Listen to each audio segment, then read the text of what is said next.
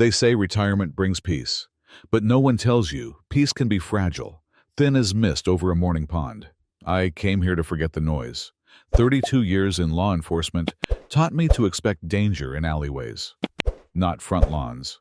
I traded a badge for a bag of corn, raised 2 geese, and thought I'd found quiet. But quiet isn't always peace. Sometimes, it's a silence forced on people too afraid to speak. What started with a letter about non-compliant animals unraveled into something deeper, something darker. This isn't just a story about geese. It's about power, control, and what happens when a community forgets who it belongs to. My name is Colton Avery, and this is the story of how I found my voice again because someone tried to take it away. The morning mist lingered over the pond like a secret not yet ready to be told. Colton Avery stood at the edge of the water, steaming coffee in one hand, a bag of cracked corn in the other. 2 large, graceful geese waddled up to him, flapping their wings in greeting. "Morning, Bonnie, Clyde," he said softly, tossing a handful of feed. The birds honked gently, their heads dipping in unison. He smiled.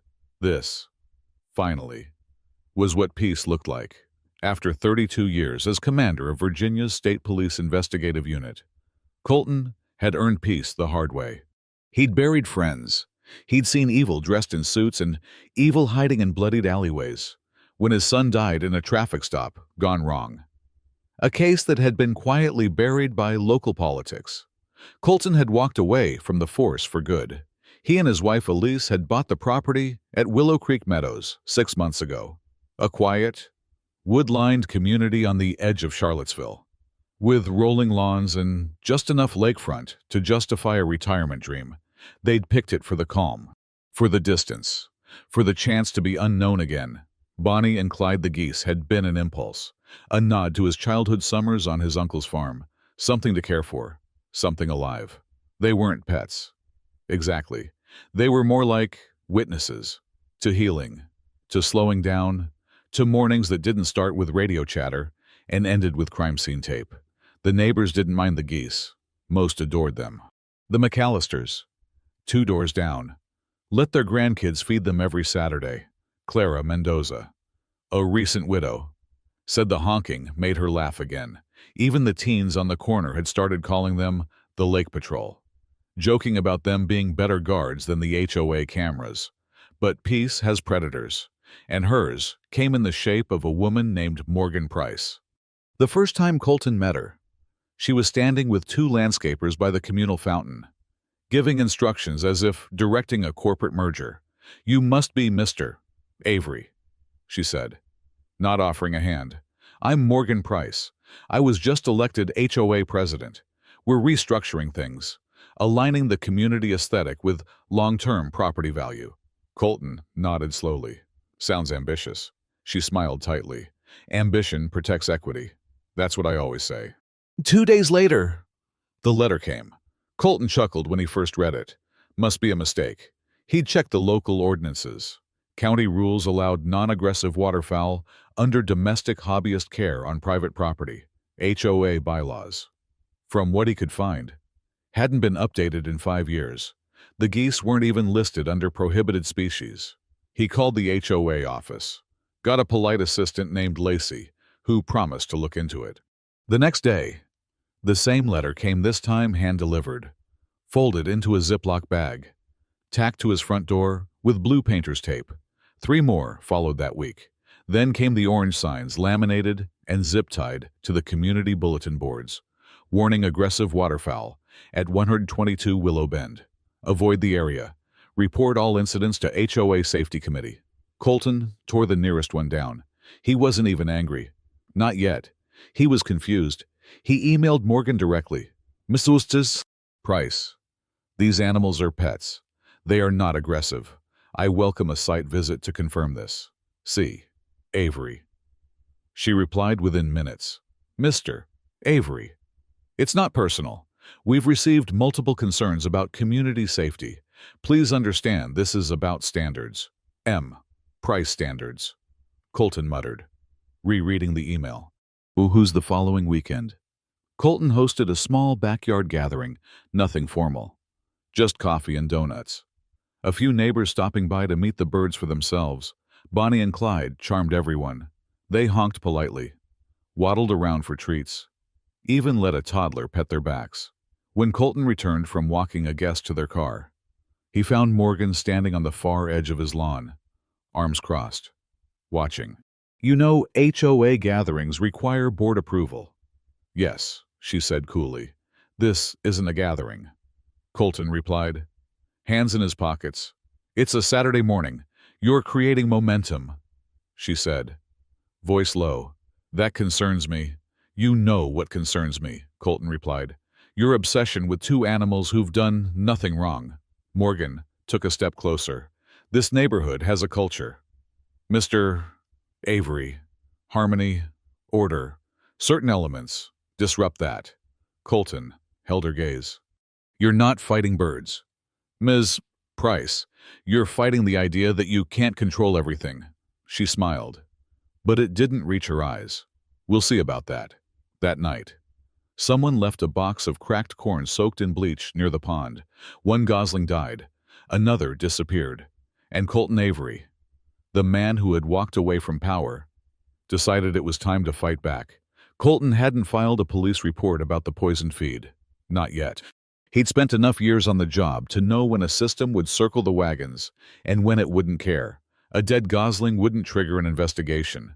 There'd be shrugs, maybe a note in a file, but no patrols, no follow-up, not unless he made noise.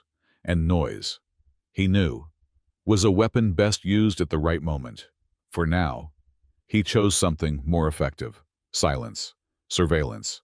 By Monday, Colton had installed a perimeter camera network, discreet, high-angle lenses hidden in birdhouses, lamp fixtures, even a hollowed-out solar light, each one fed into a private server tucked behind the bookshelves in his study.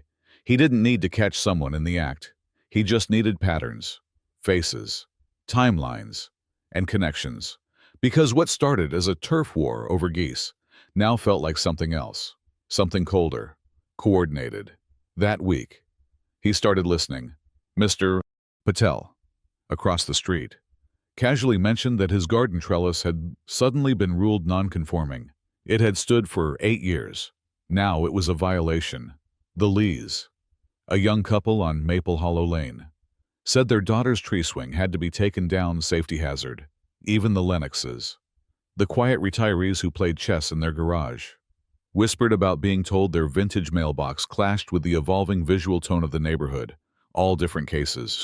All sudden, all accompanied by new HOA amendments, pushed through by emergency executive action, all traced back to Morgan Price. Colton began assembling a list. By the end of the week, it had 14 names. By the following Tuesday, Dichney 3, one night, at the local diner just outside the community's edge, Colton met with Jasmina Rowe.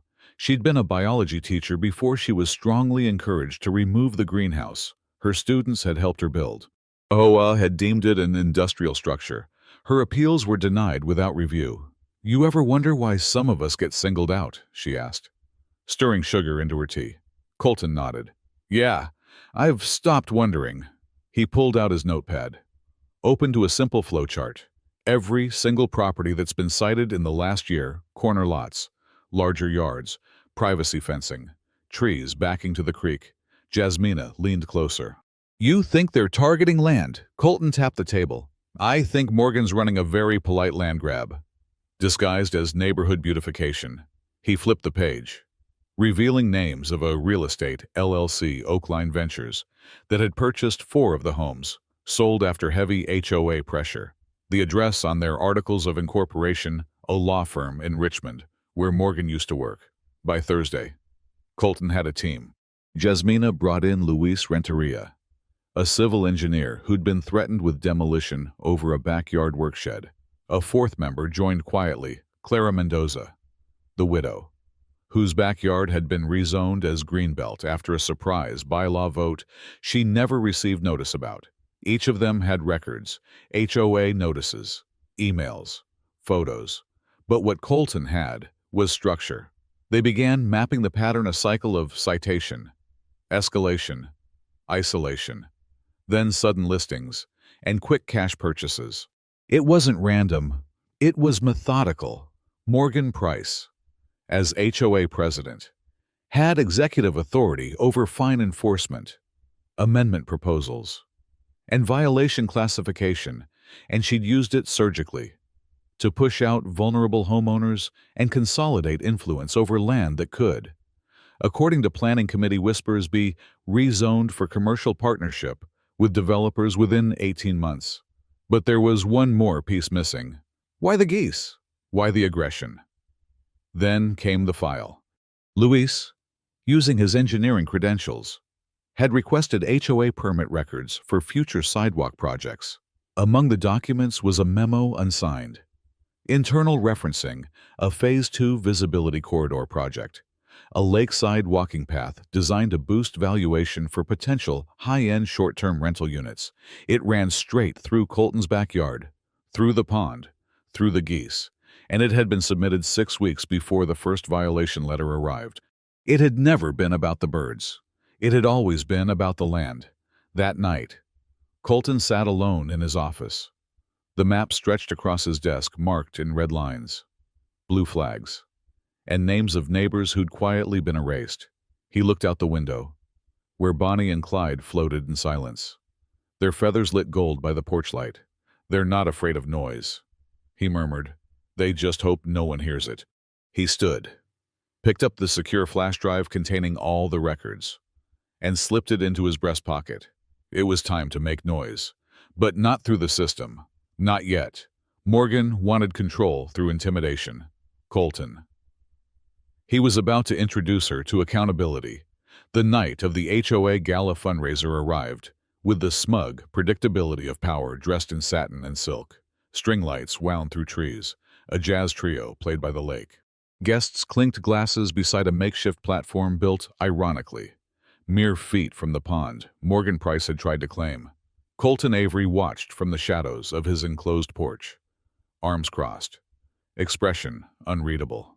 Bonnie and Clyde floated quietly behind him in the water, unaware that their pond had become ground zero in a war for control, identity, and justice.